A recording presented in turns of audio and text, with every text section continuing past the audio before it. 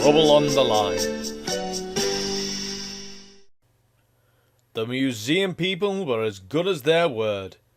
Thomas went at once into the workshop, where his buffer beam was soon straightened and a new buffer bolted on. In the workshop was a green engine, like Flying Scotsman but smaller. He was called Green Arrow. "My brothers and I were built to run fast goods," he said, "but we did it so well that they let us pull expresses too in the end. Now I'm the only one of my sort left." Green Arrow was so friendly that when Thomas was mended he was sorry to leave him. But back at the Great Railway Show, he was thrilled to see instead one of Stepney's brothers, Box Hill, an engine he remembered from the old days. Thomas was moved to a special position. "There's no doubt about it," said his driver. "You're a star attraction." "Is that being a credit to the Fat Controller?" asked Thomas. He was anxious to make up for the parking ticket. One morning, Thomas's driver arrived in great excitement. "We're to give rides on the demonstration line," he said. Thomas was delighted. The 3 demonstration lines were different sizes. One was narrower than Thomas's, and the third was used by a very wide engine called Iron Duke. "This is broad gauge," he explained. "The Great Western Railway used it until about 100 years ago." Thomas wondered if Duck knew about broad gauge. It would be nice to tell him something about the Great Western, he thought. The engines had to take great care because of the many visitors. Thomas was anxious. Some people were not as careful as they should have been.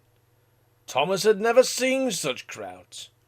"We must watch out," he told his driver. "What would happen if a child got onto the line?" "Don't you worry, Thomas," replied the driver. "There are plenty of good strong barriers and we'll take care." But Thomas didn't worry. He was afraid that in an emergency he might not be able to stop soon enough. Next morning Thomas felt better. The sun was shining and he was looking forward to talking to Iron Duke again. He chunted happily backwards and forwards along the demonstration line all day. Then, nearly at closing time, it happened. Thomas saw something fly through the air and land on the rails in front of him. His driver saw it too and put the brakes hard on. "Beep, beep, beep!" whistled Thomas in alarm. "I must stop! I must!"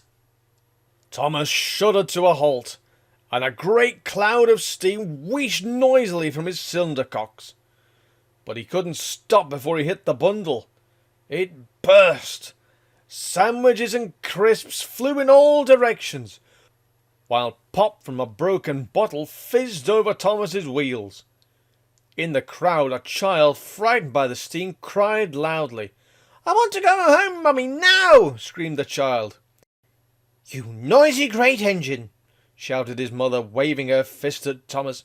"I'm going to see the manager." "Oh dear," thought Thomas. "That's not the way to be a credit to the Fat Controller." "You did very well," comforted his driver. "Thank goodness it was only a lunch pack and not a child on the line." The fireman was inspecting Thomas. "Hey, look at this!" he shouted. The driver went to see. "You damaged your brakes when you stopped suddenly," he told Thomas. "No more work for you until they're fixed, I'm afraid." "Never mind. If the people here today have learned that engines can't stop at once, that's a good thing." Thomas hoped they had.